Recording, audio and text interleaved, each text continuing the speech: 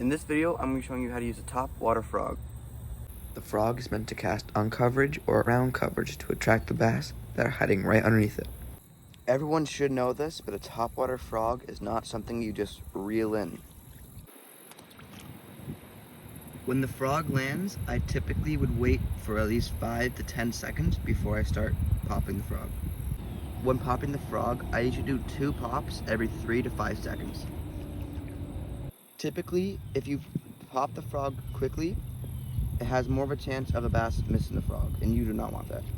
The best line for a topwater frog is braid, because braid floats and you need a good hard hook set.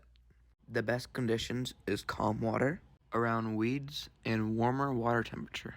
When you buy a frog, always trim the length of the legs, because typically bass bite frogs to the leg first, and the longer the legs, the more of a chance they'll miss the hooks.